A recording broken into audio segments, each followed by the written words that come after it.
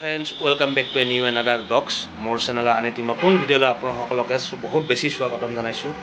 আৰু ফ্ৰেণ্ডছ, যদিহে আমি ইতিহাস খুচৰিবলৈ যাওঁ তেনেহ'লে আমাৰ কামৰূপ ডিষ্ট্ৰিক্ট বা পুৰণি প্ৰাগজ্যোতিষপুৰ এনেকুৱা এখন ঐতিহাসিক ঠাই য'ত ইতিহাসৰ বহুতো সমল আমাৰ ইয়াতে বিচাৰিলে বহুতো সমল পোৱা যায়।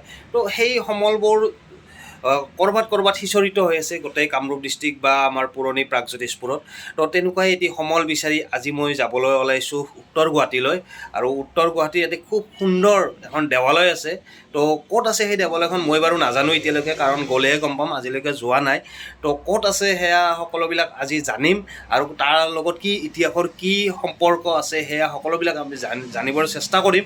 তো বলক আজি ভিডিঅ'টো আৰম্ভ কৰোঁ আৰু কি সেই ঠাই সেয়া আমি জানিবলৈ চেষ্টা কৰোঁ। তো ফাইনেলি গাইজ জাহাজ ঘাট এইটো। তো গুৱাহাটীৰ পৰা আহিলে ইয়াত ডাইৰেক্ট নামিব পাৰি, আৰু তাৰ সন্মুখতে সেয়া চাব পাৰে মণিকৰ্ণেশ্বৰ দেৱালয় প্ৰত্নতাত্ত্বিক স্থান। মই য'ত আহিব লগা আছিলে, আৰু ইয়াত কিবা কিবি লেখাই আছে, স্থান পুৰণি কীৰ্তিচিহ্ন আৰু তথ্য অধিনিয়ম। চাব পাৰে আপোনালোকে কি লিখা আছে ইয়াত। ফাইনেলি গাইজ মই আহি পাইছোঁ এয়া মণিকৰ্ণেশ্বৰ দেৱালয়। আৰু এই দেৱালয়ৰ লগত প্ৰাগজ্যোতিষপুৰৰ ৰজা নৰকাসুৰৰ কি সম্পৰ্ক সেই সকলোবিলাক আপোনালোকক আজি জনাবলৈ চেষ্টা কৰিম। তো বলক এতিয়া প্ৰথমতে চিৰি বগাই যাব লাগিব, এইবিলাক চিৰি।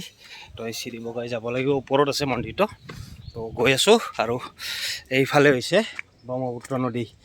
তো ব্ৰহ্মপুত্ৰ নদী, আৰু এতিয়া মই চিৰি বগাই বগাই গৈ আছোঁ। খুব ধুনীয়া এটা পৰিৱেশ। তো আপোনালোক সকলোবিলাক জনাবৰ চেষ্টা কৰিম। এই মণিকৰ্ণেশ্বৰ দেৱালয়ৰ লগত কি সম্পৰ্ক, কাৰ কোনটো মন্দিৰৰ, দীৰ্ঘেশ্বৰী মন্দিৰৰ কি সম্পৰ্ক আছে ইয়াৰ লগত, বা কামাখ্যা মন্দিৰৰ কি সম্পৰ্ক, সকলোবিলাক জনাবৰ চেষ্টা কৰিম আপোনালোকক।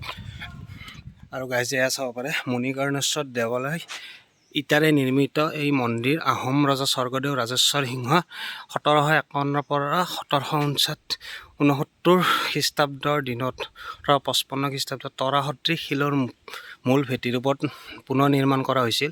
এই শিলৰ ভেটি দশম একাদশ শতিকাৰ বুলি অনুমান কৰা হৈছে। তো ইয়াত খুব ধুনীয়াকৈ লিখা। প্ৰথমতে কৈ থওঁ যে এই যি মণিকৰ্ণিকা মন্দিৰ আছে, তো এই মন্দিৰৰ যিখন পাহাৰ, এই পাহাৰখনৰ নাম হ'ল মণিশিলা পাহাৰ। তো এই পাহাৰৰ ওপৰতে তৰাসদৃশ আকাৰত এই মন্দিৰটো আছে। তো মন্দিৰটো মই প্ৰথমতে আপোনালোকক দেখাই লওঁ। মন্দিৰটো চাওক, তৰাসদৃশ ধুনীয়া, তৰাৰ এটা ছাইড যেনেকুৱা, এয়া খুব ধুনীয়া মন্দিৰ এইটো। আৰু সন্মুখতে আছে এইটো এটা খুব ডাঙৰ ঘণ্টি টিলিঙা, আৰু এইটো আছে। আকৌ এবাৰ তলত নামি আহিব লগা হৈছিলে, কাৰণ মানে মন্দিৰত আপোনালোকে দেখিছিলে হয়তো তালা মাৰা আছিলে ভিতৰত। তো এই মন্দিৰৰ যি মানে তত্ত্বাৱধায়ক, তেখেতৰ ঘৰত গ'লোঁ, গৈ তেখেতক ৰিকুৱেষ্ট কৰিলোঁ অকণমান, যে ইমান দূৰৰ পৰা আহিছোঁ মন্দিৰটো চাবলৈ, তো মন্দিৰটো চাম। তেখেতে আৰু কোনোবা এজন মানুহ পঠাই দিছে এতিয়া বাৰু, তো কাক পঠাইছে গম নাপাওঁ। তো এতিয়া যাওঁ তালৈকে, গৈ মন্দিৰৰ ভিতৰ ভাগ আপোনালোকক ধুনীয়াকৈ দেখাবৰ চেষ্টা কৰিম। তো বলকচোন বলক, কি আছে আৰু কেনেকুৱা কি সকলোবিলাক আপোনালোকক জনাম। আৰু ইয়াত আইতা এজনী আহিছে, যে এয়া মন্দিৰটো মানে তদাৰক কৰে তেখেতে, আৰু তেখেতৰ পৰাই মই জানিব বিচাৰিম এই মণিকৰ্ণেশ্বৰ দেৱালয়ৰ মানে কি, ইয়াৰ কেনেকুৱা, দীৰ্ঘেশ্বৰী মন্দিৰত কি লিংক আছে, কামাখ্যা মন্দিৰত কি লিংক আছে ইয়াৰে। তো সকলোবিলাক জানিবৰ চেষ্টা কৰিম। তো প্ৰথমতে ইয়াৰ ভিতৰত সোমাই যাওঁ, আৰু চাওক এইটো হ'ল গেট, আৰু মই এতিয়া বৰ্তমান সোমাই গৈছোঁ। আৰু ইয়াৰ ভিতৰত সোমাই আহিছোঁ এতিয়া, আৰু ইয়াৰ ভিতৰত আপোনালোকে পাব যে কামাখ্যা মন্দিৰত যেনেকৈ সতীৰ গুপ্তাংগ পৰিছিলে বুলি কয়, ঠিক তেনেদৰে ইয়াত মা সতীৰ কাণ যিখন, এই কাণখন ইয়াত পৰা বুলি কয়। আৰু লগতে দীৰ্ঘেশ্বৰী মন্দিৰত যি মা আছে, সেই মা আৰু ইয়াৰ যি শিৱ বাবা আছে, শিৱ বাবাৰ বহাগ মাহ আৰু চ'ত মাহৰ মাজৰ মদন চতুৰ্দশী তিথিত ইয়াতে তেওঁলোকৰ বিবাহ সম্পন্ন হয় বুলি কোৱা হয়। গতিকে এই মন্দিৰটোত এতিয়া সোমাই যাওঁ মই প্ৰথমতে। তো এই মন্দিৰটোৰ তলত যাব লাগিব, সেয়া চাওক তলত। আৰু এই যিবিলাক শিল আছে, এই ইটা যিবিলাক, এই ইটাবিলাক বহুত পুৰণি, মানে 5ম 6ষ্ঠ শতিকাৰে ইটা। এইবিলাক চাব পাৰে কি ধুনীয়া মজবুত হৈ আছে গোটেইবিলাক। এয়া দুইফালে আছে, আৰু ওপৰৰ ফালে এনেকুৱা এই টিঙৰ যিখন চালি দিছে, সেইখন বাৰু নতুনকৈ বনাইছে, কিন্তু এই যিবিলাক পুৰণা এইবিলাক চাব পাৰে, কিমান ডাঙৰ ডাঙৰ শিলৰ ইটা এইবিলাক, শিল এইবিলাক একচুৱেলি, আৰু কি ধুনীয়া মসৃণভাৱে বনোৱা হৈছে। লগতে চাব পাৰে চাৰিওফালটো কি ধুনীয়া। আৰু এইখন হৈছে এইখনক কি কয়, এইখনক পাহৰিলেও নামটো।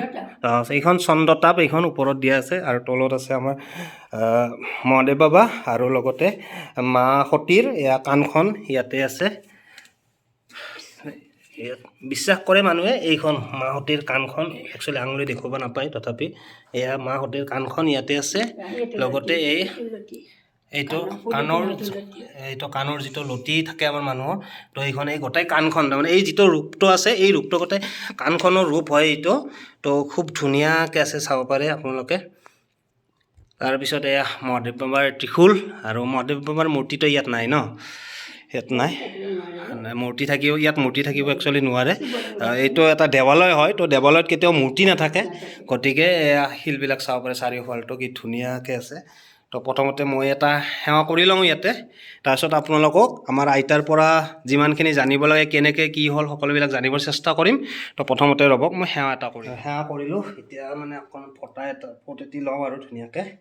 আৰু মোৰ লগত এই আইতা আছে, বৰ্তমান আইতাই ইয়াত পূজা কৰি আছে, পুষ্পাঞ্জলি হয়।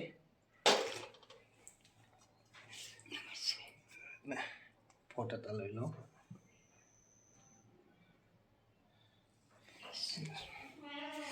এতিয়া সেৱা কৰা হৈ গ'ল মোৰ। তো এতিয়া অকণমান বাহিৰত যাওঁ। তো বাহিৰত গৈ আইতাৰ পৰা যিমানখিনি জানিব পাৰোঁ, তেখেতে যিমানখিনি জানে ইয়াৰ বিষয়ে, তো গোটেইখিনি জানিবৰ চেষ্টা কৰিম। আহিলোঁ মন্দিৰৰ ভিতৰৰ পৰা, আৰু এয়া আইতা আছে মোৰ লগত। এই মন্দিৰটোৰ সম্পূৰ্ণ চব তদাৰক তেখেতেই কৰে। যেতিয়া পূজাৰীজন নাথাকে ইয়াৰে, তো তেখেতৰ অনুপস্থিতিত তেখেতেই সকলোবিলাক কাম কৰে। তো এখেতৰ পৰাই আজি জানিব বিচাৰিম যে আইতা, আপুনিতো ইয়াত বহুত দিনৰ পৰা আছে, আৰু লগতে প্ৰথমতে আপোনাৰ নামটো কওক। কিন্তু প্ৰথম নামটো পদুমী দাস এখেত। আৰু এখেতৰ পৰা এতিয়া জানিম যে এই মন্দিৰটো কেনেকৈ আৰু কিহৰ কাৰণে কেনেকৈ হৈছিলে, আপুনি জানে নেকি গোটেইখিনি? আমি জনা বিষয়ে যে মণিকৰ্ণেশ্বৰ মন্দিৰত ইয়াত বস্তু পৰিছে কিবা কিবি, আৰু লগতে বিবাহ হয়, আৰু চাকৰি বাকৰি একো যদিও নহয় হ'ব পাৰে, হয়, আৰু সন্তান হয় মানে হয়েই, আৰু সা সন্তান নহ'লে সন্তান হয়, বিবাহ হয়। মই যিখিনি কথা জানো সেইখিনিহে। আৰু আমাৰ ইয়াত 3:30 বজাত আমাৰ হেৰি হয়, এই কি কয়, ঢোল তাল মানে কিবা কিবি মানে বজায়, নিজে বাজি হয় গাইজ। মানে ৰাতি 3:30 বজাত ইয়াতে মানে নিজে ঢোল তাল সকলোবিলাক মানে বাজি উঠে। আৰু ৰাতি কোনে বজায়, কেনেকৈ শব্দ হয় সেয়া কোনেও নাজানে, কিন্তু নিজে ভিতৰত বাজি উঠে। তো এইটো এটা বিৰাট আচৰিত অলৌকিক ঘটনা। আৰু তাৰপিছত এই বেল আছে, এই বেলৰ তলত পূজা হয়। মানে এইবিলাক সেই মাহত চতুৰ্দশীটো বহুত পূজা পাতল হয়, প্ৰত্যেক মাহত চতুৰ্দশী পূজা হয়। আৰু বলবমত বহুত মানুহ হয়। আৰু এদিন দেৱে মই বহি থাকোঁতে এদিন এনেকুৱা এটা ঘটনা হৈছে, তাৰমানে এজন বুঢ়া মানুহ আহিছে। মানুহজন আহি আমাৰ মন্দিৰৰ ভিতৰলৈ বুঢ়াটো সোমাই গ'ল। সোমাই যোৱাৰ পাছত আমি যেতিয়া দুইজনে পুৰোহিত আৰু মই বাহিৰলৈ ওলাই গেট পাছ হৈ যাওঁ, তেতিয়া বুঢ়াজন পাইছিব মই সেই মন্দিৰত, গণেশ মন্দিৰৰ কাষত বস্তুটো নোহোৱা হৈ গ'ল। মানুহজন নোহোৱা হৈ গৈছে। তাৰমানে এইবিলাক অলৌকিক ঘটনা আৰু কিছুমান হৈ থাকে ইয়াতে। আৰু আমাৰ বাবাবিলাক ভাং বনোৱা, পতা শিলগুটিত কিবা খুন্দে পিছে, এইবিলাক মানে পূজা পাতল কৰিলে একদম পূৰা। আৰু সাপ, মস্ত ডাঙৰ সাপ। এদিন দেৱে পূজা দি থাকোঁতে দেওহাতত সাপটো উঠিছে, উঠি পেলাই সাপটো আকৌ লগে তলত পৰি গৈছে বাবা হাতৰ পৰা। বিৰাট কিন্তু বহুত মই বাবা মন্দিৰত, মই ইয়াতে আৰু বুঢ়াই হৈ গৈছোঁ। তো এখেতে যিখিনি জানিলে সেইখিনি ক'লে বাৰু। তো এয়া আছিলে এই মানে কি, এইটো মণিকৰ্ণেশ্বৰ মন্দিৰৰ এটা বহুত অলৌকিক। আৰু তাৰ লগতে ইয়াৰ এটা ডাঙৰ কথা হৈছে যে মা কামাখ্যা, এই কামাখ্যা মন্দিৰৰ লগত এই মন্দিৰটোৰ কেনেকুৱা সম্পৰ্ক, সেই বিষয়ে মই অলপমান ক'বলৈ খুজিছোঁ আপোনালোকক। যে মা কামাখ্যা মন্দিৰত যেতিয়া সতীৰ মৃত্যু হোৱাৰ পিছত, যেতিয়া তাত সতীৰ যি গুপ্তাংগ পৰিছিলে, সেই গুপ্তাংগৰ পৰা সৃষ্টি হৈছিলে মা কামাখ্যাৰ। তো মা কামাখ্যাক বিবাহ কৰোৱাৰ বাবে সেই সময়ৰ প্ৰাগজ্যোতিষপুৰৰ ৰজা নৰকাসুৰে বহুত চেষ্টা কৰিছিলে। কিন্তু মা কামাখ্যাই তেতিয়া ৰজা নৰকাসুৰক কৈছিলে যে যদি এই যি চিৰিৰ ৰাস্তাটো ওপৰত যে মেখেলাও যোৱা যিটো ৰাস্তা বুলি কোৱা হয়, সেই ৰাস্তাটো বনাবৰ কাৰণে নৰকাসুৰক এটা ৰাতিৰ সময় দিছিলে। কিন্তু সেই এটা ৰাতিত যেতিয়া নৰকাসুৰে কাম আৰম্ভ কৰিছিলে, কিন্তু মানে মোটামুটি হওঁ অৱস্থাত তেতিয়া মা কামাখ্যাই ভাবিলে যে এইটো মানে দানৱ, তো দানৱৰ লগত দেৱীৰ কেনেকৈ বিয়া হ'ব, গতিকে তেওঁক কিবা কৰি এই কামটো তেওঁ বিফল কৰিব লাগে। আৰু সেই ভাবি বিষ্ণুৰ হতুৱাই এটা কুকুৰা সৃষ্টি কৰিছিলে, আৰু সেই কুকুৰাটোৱে মোটামুটি 3:30-4টা বজাত ডাক দিছিলে। আৰু আমি জানো যে ৰাতিপুৱা 3:30-4টাত যেতিয়াই ডাক দিয়ে কুকুৰাই, তেতিয়াই মানে কি পোহৰ হোৱা বুলি আমি ভাবোঁ। তো এই তেতিয়াৰ পৰাই এই যিটো প্ৰবাদ আছিলে যে কুকুৰাই ডাক দিলে পোহৰ হয়, আৰু সেই প্ৰবাদটো তেতিয়াৰ পৰাই সৃষ্টি হৈছিলে। গতিকে যেতিয়া কুকুৰাই ডাক দিলে, তেতিয়া নৰকাসুৰে সম্পূৰ্ণ কৰিব নোৱাৰিলে ৰাস্তাটো, তেতিয়া সেই কুকুৰাটোক খেদি আনি ইয়াতেই ক'ৰবাত সেই কুকুৰাটোক মাৰিছিলে। সেই পাহাৰখন জানে নেকি নামটো? মই নাজানো। ইয়াতে ক'ৰবাত আছিলে, আৰু তো পাহাৰখনৰ নামটো মই ভালদৰে নাজানো। তো ইয়াতে সেই কুকুৰাটোক মাৰিছিলে, আৰু সেই কামাখ্যাৰে আন এটি মানে অংগ ইয়াত এই ঠাইখিনিত পৰিছিলে। আৰু লগতে সেই নৰকাসুৰে তেতিয়া মানে কামাখ্যাক যেতিয়া বিয়া কৰাব পৰা নাছিলে, তেতিয়া তেওঁ সম্পূৰ্ণ নাৰী জাতিৰ প্ৰতি এটা বিদ্বেষ ভাৱ জন্মিছিলে। আৰু তাৰ কাৰণে তেওঁ এই যিখন পাহাৰ আছে, এই পাহাৰখনৰ নাম মণিশৈলা পাহাৰ ন? মণিশৈলা পাহাৰৰ আশে পাশে এই 16,000 গোপিনীক আনি ইয়াতে বন্দী কৰি ৰাখিছিলে তেওঁলোকক। ইয়াতে ভিতৰত তেওঁ বন্দী কৰি ৰাখিছিলে, আৰু লগতে মণি মুকুতাসকলো ইয়াতে তেওঁ জমা কৰি ৰাখিছিলে। কিন্তু যেতিয়া শ্ৰীকৃষ্ণই আহি অশ্লকান্ত মন্দিৰৰ ছাইডত যেতিয়া শ্ৰীকৃষ্ণই আহি তাত জিৰাইছিলে, আৰু তাৰ পৰাই নৰকাসুৰৰ লগত যুদ্ধ ঘোষণা কৰিছিলে, হয়নে? তো যুদ্ধ ঘোষণা কৰাৰ পিছতে নৰকাসুৰক শ্ৰীকৃষ্ণই মাৰিছিলে। আৰু মাৰাৰ পাছতে ইয়াত যিবিলাক এই মণি মুকুতা সকলোবিলাক ইয়াত জমা আছিলে, তেতিয়াই মানে এইবিলাক কোনোবা দুষ্কৃতিকাৰীয়ে লৈ যাব বুলি বাবা শিৱদেৱে ইয়াতে আহি তেওঁ বসতি স্থাপন কৰিছিলে, আৰু সেই মণি মুকুতাবিলাক তেওঁ সংৰক্ষণ কৰি ৰাখিছিলে। আৰু তেতিয়াৰ পৰাই এই মন্দিৰটোৰ নাম মণিকৰ্ণেশ্বৰ মন্দিৰ বুলি জনাজাত, মণিশৈলা মন্দিৰ বুলি জনাজাত হৈ পৰে। আৰু এইটোৱে আছিলে মণিকৰ্ণেশ্বৰ মন্দিৰৰ এটা ইতিহাস। আৰু লগতে যি আপোনাৰ বহাগ মাহ আৰু চৈত মাহৰ মাজত যি মদন চতুৰ্দশীত দীৰ্ঘেশ্বৰী যি মাতা আছে, সেই মাতা আৰু ইয়াৰে মহাদেৱ মন্দিৰৰ মহাদেৱ বাবাৰ ইয়াত বিবাহ সম্পন্ন কৰা হয়। তো সেইটো এটা বিৰাট ডাঙৰ উৎসৱ হয় ইয়াতে। গতিকে আপোনালোকে যদি পাৰে ইয়াত চাবলৈ আহিব। খুব সুন্দৰ এটা অলৌকিক মন্দিৰ এটা। এইটো মন্দিৰ নহয়, একচুৱেলি এইটো দেৱালয় হয়। মন্দিৰ হ'লে তাত মূৰ্তি থাকে, কিন্তু ইয়াত মূৰ্তি নাথাকে কোনো। ইয়াত যিবিলাক অতীজত মানে শিলৰ পৰা সৃষ্টি হোৱা কিছুমান বস্তু দেৱালয়ত থাকে, তো এইটো এটা দেৱালয় হয়। গতিকে আকৌ আৰু কিবা কিবি আছে, সকলোবিলাক আপোনালোকক দেখাম এতিয়া। তো বলক এতিয়া বাহিৰলৈ যাওঁ। এইফালে এইডাল বিশাল বেলগছ, তো এই বেলগছৰ তলত আছে এই মই জনামতে এই যিডাল বেলগছ, এই বেলগছডাল বোলে পাত কোনোদিনে সৰা মানে কোনো দেখা নাই। তো তাৰ তলতে আছে আমাৰ মহাদেৱ বাপা, আৰু লগতে আছে এয়া হৈছে মহামায়া। আমাৰ যি ধুবুৰীত যিখন আছে মহামায়া থান, আৰু এই মহামায়া থানৰে এটা অংগ হয়, এইটো পাৰ্ট হয়। তো এই মহামায়া এইখন ইয়াতে আছে, আৰু লগতে এই চাৰিওফালে মানে খুব ধুনীয়াকৈ সংৰক্ষণ কৰি ৰাখিছে। আৰু ইয়াৰ চাব পাৰে পুৰণি গোটেই কীৰ্তিস্তম্ভ যিবিলাক আছে, গোটেই এইবিলাক ইটাবিলাক একদম পুৰণি হয়, আগৰ দিনৰ, আজিৰ নহয় এইবিলাক ইটা, আপোনালোকে চাব পাৰে। আৰু এইবিলাক যি কীৰ্তিস্তম্ভ, এইবিলাক গোটেই আগৰ দিনৰ হয়।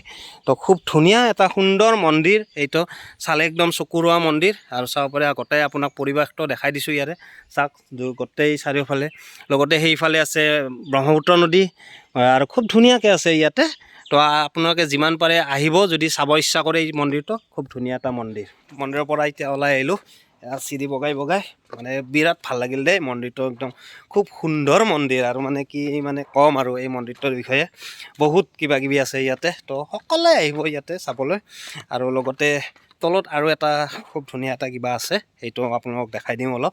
আৰু এইটো ছাইডেদি নামি গ'লে, মই যিটো ছাইডেদি উঠি আহিছিলোঁ, এইটো ছাইডেদি নামি আহিছোঁ এতিয়া। আকৌ এটা বেলেগ ৰাস্তাও আছে, কিন্তু সেই ৰাস্তাদি নগ'লোঁ এতিয়া। তো এই ৰাস্তাটোৱেদি নামি আহিলোঁ। এই ৰাস্তাটোৱেদি নামি আহিলে হেৰি ব্ৰহ্মপুত্ৰ নদীৰ ঘাট পায়। আৰু মই এতিয়া বৰ্তমান যাওঁতে জাহাজত যাম, কাৰণ আহোঁতে গাড়ীত আহিছিলোঁ, এতিয়া জাহাজেদি যাই চাওঁ। আৰু একদম উমানন্দ মন্দিৰৰ কাষেদি জাহাজখন যায়। তো সেই জাহাজখনৰ মানে জাহাজত যাম এতিয়া, জাহাজত যাই ভাল লাগে।